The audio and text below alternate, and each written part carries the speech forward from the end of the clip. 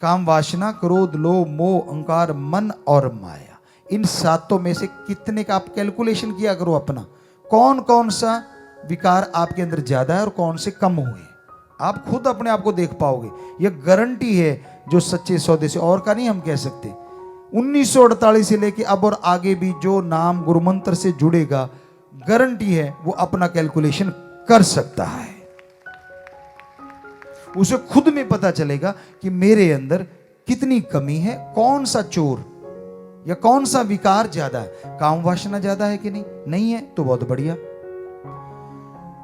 क्रोध कितना है आपके अंदर, कहीं ऐसा तो नहीं कोई आपको थोड़ा सा टच कर दे और आप बिरड़ की तरह, बिच्छू की तरह डंक चला दो, फिर आप कहां के भक्त भाई।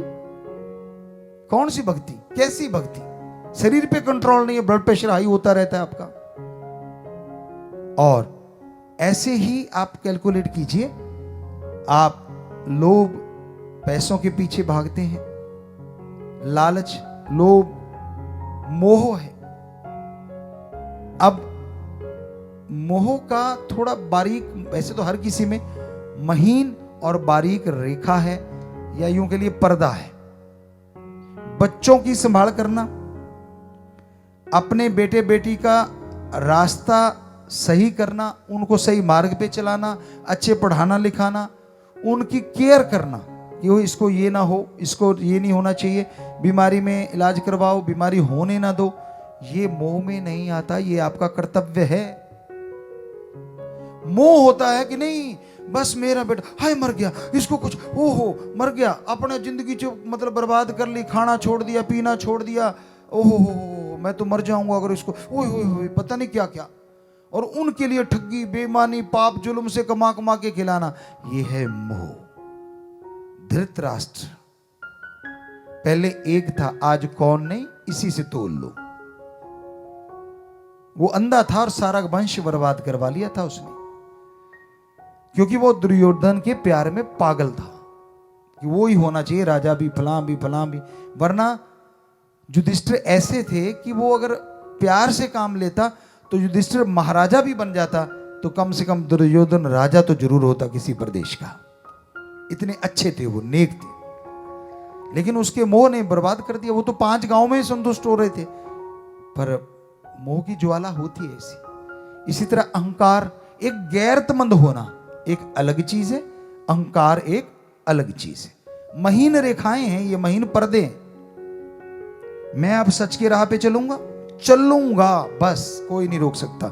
ये एक गर्व है, ये एक गैरत है। लेकिन उसके लिए किसी को तंग करोगे, वो अहंकार हो गया। दिखावा करोगे, पता नहीं मैं कौन हूं, पता नहीं, ये सही नहीं, ये अहंकार है। आप अपने सच के मार्ग पे चलते चलते जाओ, पर किसी को दिखावा करना या ढोंग करना ये सही नहीं है। गैरत में हर कार्य करना कि मैं ये काम करके छोड़ूंगा, ये काम हो जाना चाहिए, ये आपका एक कर्तव्य भी है, गैरत भी है कि हाँ भाई मैं करूंगा, मैं असूलों का पक्का हूं, मैं इज्जत का पक्का हूं, ये गैरत है। लेकिन दिखावा करना, किसी पे रोब झाड़ना, किसी को नीचा दिखाना, ये अहंकार है। तो इसी तरह महीन रेखाएं हैं। काम वासना, संयम के साथ स्त्री पुरुष रहते हैं, पति पत्नी है, तो उनका मिलाप होता रहता है, एक संयम है, तो वो कोई गलत नहीं, वो एक रिश्ता है उनके आपस में। ये नर मादा तो परमपिता परमात्मा ने बनाया है। लेकिन हद से गुजर जाओ, पागल बन जाओ, पागलपंती करते रहो, तो वो काम वासना है। रिश्ते तोड़ रहे हो।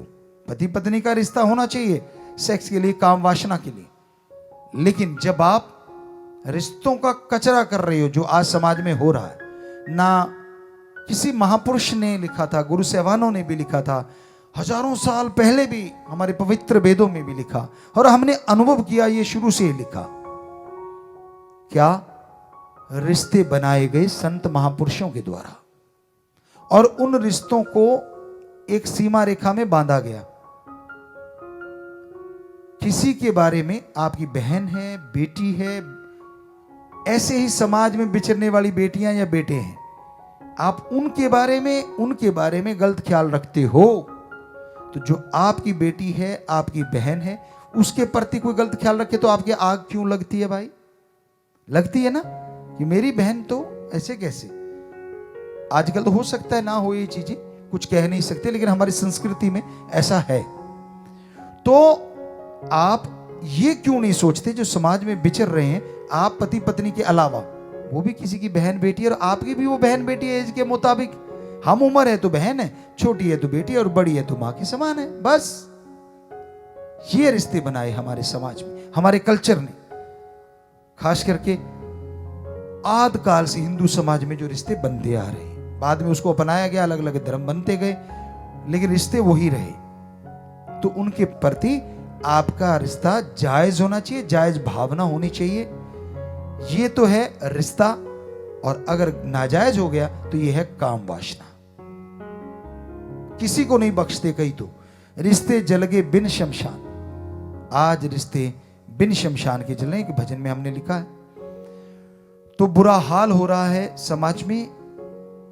तो ये महीन रेखाओं का पालन करना है, जो ओम एक ओंकार अल्लाह ला इलाहा इल्लल्लाह वाहिगुरु गॉड खुदा रब परमात्मा राम को पाना चाहता है।